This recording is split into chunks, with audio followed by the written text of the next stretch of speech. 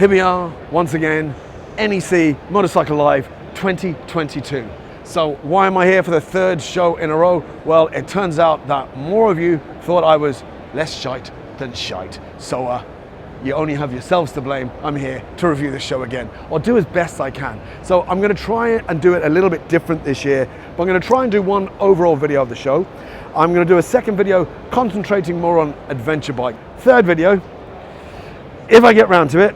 If you don't see part 3, you'll know I didn't get around to it, but I'm going to, oh, this is hard, I'm gonna try and do a video on electric bikes.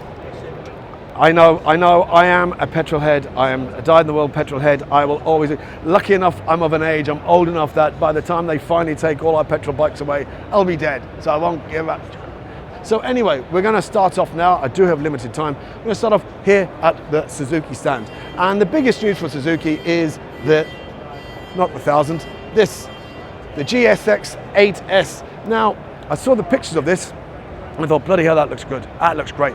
And there are a lot of bikes on the market now adopting this parallel twin configuration. And why not? There's a great, good thumpy motors. It's all the power that you need. And they're in a nice enough agile frame that you're gonna have some serious crack on the roads with them. I've said it before, if you've watched any of my other videos, big bikes, we really don't need 200 horsepower on the road. So anyway, I was looking forward to seeing this bike, but you have to be honest, the looks are a little bit challenging, more challenging than I thought in the flesh. We don't have prices on it yet, they're to be confirmed, but I'm guessing, I don't know, 7-8 grand, you know, it's kind of the market. They're about 80 brake horsepower. Now it's going to be going up against another new contender in the market, the Hornet 750. Now the Hornet 750 does beat it on power, it's at 91 horsepower, which I think, hold on there now, 83 horsepower. But as I said, it's a twin. They have a white one and a blue one here. I don't know. I mean, I've no doubt they're going to be fun to ride. The looks, maybe they'll grow on me. They're different, they're distinctive. You have all the range of the other, oh yeah, they do have the same engine in the V-Stroms. So they've got the two V-Stroms, the 1050 and the 800. I think the 800 is definitely going to be the pick of the bunch. But again, we'll talk about that in the adventure bike segment. One bone I do have to pick with Suzuki is the death of the, hands together please everyone, the death of the Gixxer 1000. Wrong, I don't know what is wrong. So there's no 600, no Gixxer 600, there's no Gixxer 750, that was gone. But to get rid of the Gixxer 1000, it's an iconic bike. The whole Gixxer name is an iconic bike. I raced the Gixxer 1000 K6 for years and years and years. I still actually have now an old Bimotor SP6R, which has the old GSXR 1100 engine in it. So I feel a bit of an affinity with the GSXR brand, but it's gone, no more. Blame Euro regulations or whatever it is, but there's no more Gixxer 1000s in Suzuki. You can get them overseas. You go to America, you can get the Gixxer 600, the 750 and the 1000. That's Gixxer 750 you can still buy brand new, but alas, here in the UK, no, you can't, or Ireland for that matter. Sorry, I'm saying UK because we're in Birmingham. So yeah, if you want a Hayabusa, knock yourself out. V-Stroms, yeah, the 800s, and they have the SV650s. Yeah, it's a bit sad really. I don't really know what more to say. We'll come back about the V-Strom 850, 800. I am interested in that. This GSX 800, I'm feeling a little bit deflated. Am I sounding a bit deflated here? I should, because I'm sad. I love my Gixxer. So here we are at Honda, the best-selling motorcycle manufacturer on the planet. Everything from the C50s and C90s up to the Blade, and that's it. So Honda, thank you very much, good night. Obviously I'm more than that. Honda, okay, so we have the Blades again. The superbike market has gone weird. It has gone weird, with Suzuki pulling out altogether with no more Gixxers of any kind. The CBR 600 went a long time ago. The Yamaha R6 went a long time ago. Kawasaki still makes the 1000 and the 636, or the ZX6R, but they don't seem to be as committed as they used to be. You know, Honda has been very mixed bag in regard their superbike, how would you say, performance this year. World Superbikes, MotoGP, British Superbikes came second with their own man Glenn Irwin. But other than that, yeah, I don't know. Too great on the roads. I mean, No, actually, no, they don't. They're not even doing that great on the roads either. BMW's doing great on the roads. So I don't know. Honda, you're either a Honda man or a Honda woman, sorry, a Honda person, Honda gender neutral individual, or you're not. And if you are, nothing else is going to come in the way of a Honda. I've had Honda since I was going to say, since I was a nipper. But my first bike was a Honda. My first big bike. I've had everything from CBX 750s to CBR 600s to VFR 750s. I actually still have a Honda VTR 1000 Firestorm, which I bought brand new in '98, and I still have it. Hasn't been ridden in a while, worth feck all, but I still have it anyway. So what more do we have to say here? Well, the biggest news from Honda is the Hornet, the new Hornet. I had to think there for a second. The new Hornet 750. It has about 91 horsepower. It's not a bad looking bike. It's actually a good looking bike. There's a lot of this mid-range naked bikes now. It seems to be on trend now. Everyone seems to be we're no getting the midweight super bike or super sport class is gone. So everyone's on parallel twins from 600 to 700 or 750cc. 6 to 800, no, sorry. I'm correcting myself.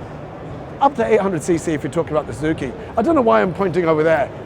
That is the Suzuki stand. You know I'm professional. You know I script all this beforehand. Can you tell? You can tell that. So the Hornet 750 is a great looking bike, and they're using that engine in the Transalp 750, which, as you'll see, I'll talk about in the adventure bike segment. But other than that, Honda's Honda. The blades haven't really changed. They're still a fair bit of money as well. The SP over there, or the anniversary, it's the 30th anniversary. 30th anniversary? I remember the 30th anniversary being unveiled last year, and I thought they were supposed to be limited edition. Have they not sold them all yet? Something you're trying to tell us there, Honda. But it's 24 sterling. It's a fair amount of money, and I don't know, a lot of us, we're still led by our egos, and if you're going to spend 24,000, there's a lot of bikes for similar money which have a bit more cachet, should I say. I mean, elephant in the room is the BMW S1000RR, and we'll have a look at that in a minute. It's very hard to move past that with its carbon wheels and go for a Fireblade. But anyway, as I said, if you're going for a blade, nothing else will do. I like the Hornet. The Hornet looks a great looking bike. Seems a cracking price. Is it $7,000? I think I saw it around 6,995. I think that's a fantastic price. I honestly think that is a brilliant, brilliant price for what is a great bike for 91 horsepower, which looks great as well. So other than that, so what more do you want me to say? There's CRFs. Oh yeah, the gold rings. I tried to, there was no getting into the gold ring section. I tried to put the camera above, but yeah, these lads were older than my dad. My dad's dead. So yeah, I left their sharpish. They were going to hit me with their walking sticks or their Zimmer frames or something like that. Sorry, gold ring riders, but you are ancient. Dislike, thumbs down, thumbs down. Actually, what do I care? Anyone who rides a gold ring isn't going to be on the fucking internet. Screw them. So Royal Enfield, if you have heard me or watched any of my previous videos from the last two shows, you'll know I'm a massive fan of Royal Enfield, even though I've never ridden one. But that's about to change, because all goes to plan. In 2 weeks' time, I'll be riding a GT650, I think it's the GT650 Continental in Lanzarote. Yes, that's the plan. So hopefully I'm finally going to have a video review of Royal Enfield. I love them, I love the style. This stand every year is just getting bigger and bigger. The personalization available for these bikes. I mean, you're open to your own imagination of how people are customizing their own bikes, and Royal Enfield is embracing it. There are so many more new models here. You have the Royal Enfield, the Scrambler 450s, the Meteor 300s, or 300 or 350s, and this is the Super Meteor 650. This isn't released yet, and there is no price. This will be the most expensive Royal Enfield that they make. It looks fantastic. Just the craftsmanship, the quality. Sorry, the quality every year just seems to be tighter and tighter for a bike that, you know, is made in India. Well, dismiss that at your own peril, because these bikes look great. They look fantastically well built. This looks amazing. It's going to be the most expensive one out there, Royal Enfield they make. But even saying that, it's still only going to be in around £7,500. That's inside information. Seriously. So there's still a bargain, not bargain. but it's a bargain price, not bargain basement, it's a bargain price. I really love them. I love the style. I love the image of it. These are bikes that you just know on a good sunny day, not having to worry about getting your knee down or hitting apexes and getting a speeding ticket or hitting a sheep. You're going to enjoy yourself on one of these. So hopefully in 2 weeks' time, I'll be riding one. So in about 3 weeks, 3-4 weeks, hopefully I'll upload a video of me actually finally road testing a Royal Enfield. But you've seen my last two video reviews, show reviews on the NEC, on this Motorcycle Live, and every time I come to Royal Enfield, I love it. So I'm slobbering on. I am rushing on here. I am aware of that. 50 minutes to go, and I still have so many more bikes to talk about. I was going to say shite to talk. I'm gone. I'm done. Royal Enfield. Give them a ride. Give them a look. Why not? They look fantastic. So CCM, once again, if you've seen any of my previous videos on the NEC Motorcycle Live Show, you know I have an awful lot of time for these bikes. They look superb. The engineering on it, just the attention to detail, it's beautiful craftsmanship, and I'm a massive fan. If you don't know the brand, CCM, they seem to have kind of a standard frame and engine. It's their own engine, 650cc engine. But it's their own, they keep the standard frame and engine, but then they kind of tweak everything else. So they have like a bobber style or a tracker style or a scrambler style, and do like limited editions of each one's. Now, generally speaking, they're more kind of color schemes than anything else, but they all look fantastic. And in my opinion as well, great pricing. They're starting off in and around £10,000. Now you can hit the accessories page and start adding on to that. Start taping up your exhaust or start putting bags on and watch the bill get even higher. But even starting at that price, they're fantastic. Now there is a titanium version there, which is £30,000. Okay, sorry, I lie. £29,990. That's a serious amount of Ellie, and probably for the connoisseur of CCMs. It's all titanium frame, it just looks divine. But other than that, and one thing, and I know this for a fact, is that they just don't depreciate. They retain so much of their value, because earlier on this year, I generally did start looking into getting one. So I went on, you go on the usual websites, more than one apply, and the cheapest I could find second-hand was still around £8,500 sterling for one that was 3 years old. So they're dropping absolutely nothing. And why should they? Because they're fantastic looking bikes. So they're a great investment. You know, you're not going to lose much bugger all money on it. Spec it wisely. You're going to have lots of fun miles for. Oh, I'm talking gibberish. I am really running out of time here. And again, as you know, there's no script. I'm making this up as I go along. CCMs, fantastic. I love them. Go have a look at them. Oh yeah, that was another reason why I didn't I did even price them new, but they have, as far as servicing is concerned, they actually can be corrected. I'm willing to admit if I'm wrong, but from what I gather, they actually send out a mechanic to you. They'll service at your place of work, place where you live, etc. Which doesn't do me much good living in Ireland, because they don't have a dealership in Ireland. So I'm sure maybe they have a solution for it. I don't know. I didn't speak to anyone about it, so you know. Maybe I should have found out that information beforehand, because they may well have an Irish mechanic resident ready to do that. It just proves I'm talking out me hole. Sorry, CCMs, I love them. I'm going to jog on. Good luck now. So Kawasaki, what can I say about Kawasaki? We have the ZX-10R.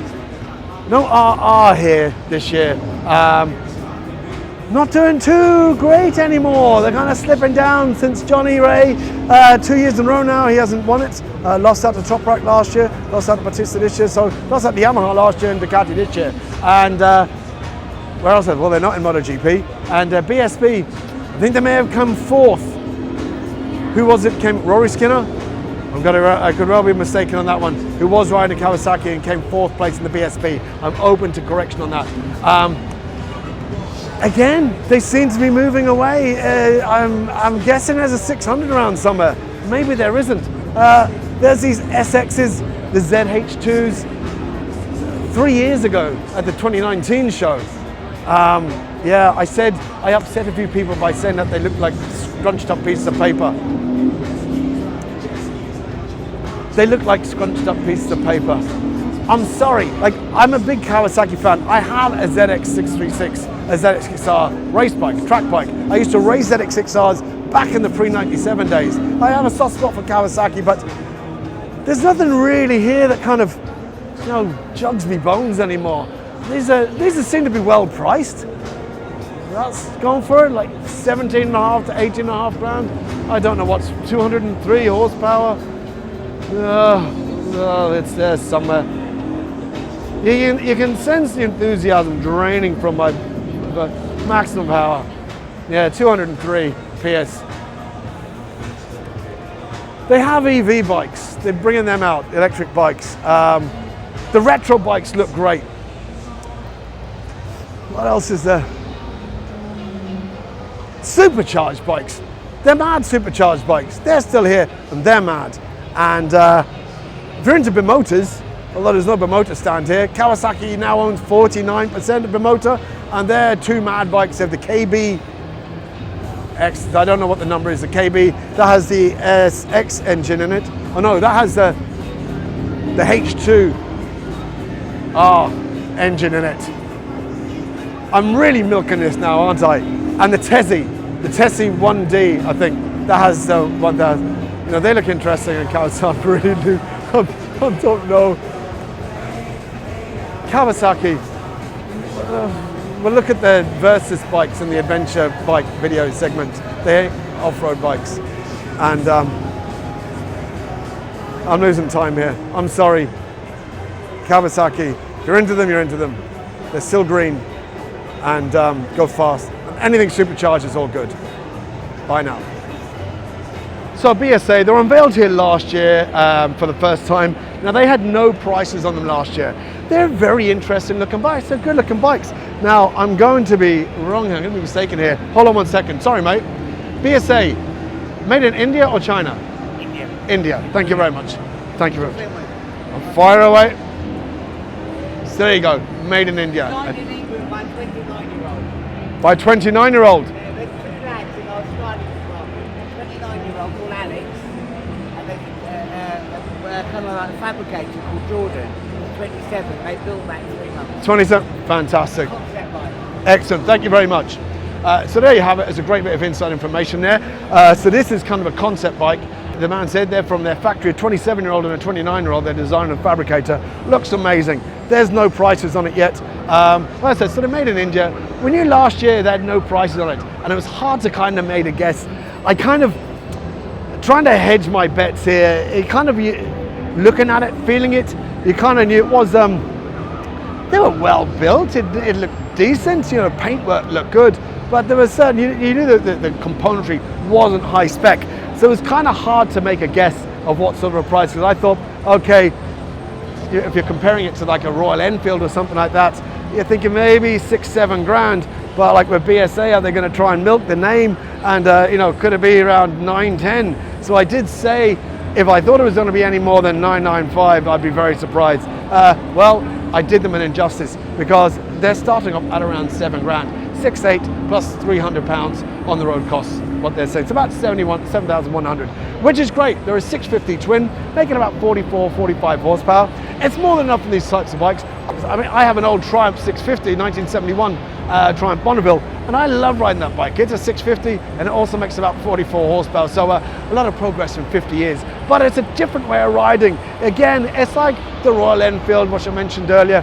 It's a car you don't have to stress about trying to set lap times. It's the sun is out, open face helmet, you know, just get out and enjoy yourself. So great pricing, fair play to you BSA, you've nailed it on the pricing. This looks fantastic. The other bikes look great. A lot of customization again, the same with the Royal Enfield. And I am really enjoying this market. Don't get me wrong, I love my 200 horsepower sport bikes, super bikes. I just can't get out of it yet. I still think I'm young enough to put my leg over one. So while I'm still young enough to put my leg over one, I'm still going to ride them. But I do appreciate these bikes as well. You don't need to ride like a hooligan every single day of the week. So yeah, BSA, fair play, lovely looking bikes and a great price. In my opinion, great price. Love to drive one of these or ride one of these in the new year. Got to see if they have any dealers in Ireland. Here we are on the Yamaha stand. I'm really stressing for time here now, so I'm sorry that this video is a lot more rushed than the last two, but I'm trying to get as much in as I can. So we're here at Yamaha with the R1M. Looks gorgeous, absolutely gorgeous. They've had this out a little while now, and it still looks stunning in my eyes. There's very little very little to compete with it. The S1000 RR and the Panigale, I suppose, of the Japanese bikes, to me, is by far and away the best. They're all about 200 and something horsepower. Don't be looking up my arse now. 200 horsepower. This is the R1M, and it is in and around 24.5 grand. It's a lot of money if you're still under the, that Japanese bikes seem to be, or have to be, cheaper than their European equivalents. Well, that's gone out of the way a long, long time ago. The Blade SP, the Kawasaki ZX-10RR, they're all, we'll say no more about the Suzuki, but this is worth every penny in it. And they are still nailing it in the race series. So in MotoGP, okay, second this year in, thanks to Ducati, but Top Rack won it last year. British Superbikes, Bradley Ray, fantastic performance. And what else am I talking about? MotoGP, second again? Hold on a second, I'm getting a mind fart here. I'd have time to, I would press pause, go look it up and kind of say, oh yeah, and then come back and say, oh yeah, Yamaha came second in the MotoGP behind Ducati. Maybe they did, I don't know. I'm really spoofing this, more saliva. I'm really spoofing it, but they're still on the world stage. They can still cut it on the sports bikes. We have R3, the R7. R7 is a very interesting bike, again with that parallel twin, the same engine that's in the Tenere 700, and I rode the Tenere 700 earlier on this year, and it's a lovely engine. We'll talk about that when I'm talking about the adventure bikes. But everyone raves about it, all the reviews rave about the R7, that okay, it's only got 70 horsepower, it's not going to be enough to pull the skin of a rice pudding, but I don't know, on the twisty enough circuit, the twisty enough roads, that's more than, it certainly wasn't underpowered in the Tenere 700. I certainly wasn't hounding for more power. So it's a great engine. I'd love to see it in the R7. Other than that, you have all the, the MTs, they're big on the MTs. I know there's more bikes, they're retro bikes. There's the Yamaha Nikon, less said about that, the better. I know I'm missing out, but I'm running out of time. I'm sorry, this is the most rushed. This is probably the worst review of the NEC bike show you'll have seen yet on YouTube. I should give this shite up. Maybe I won't be back for 2023. Right, good luck now. Yamaha, bye-bye.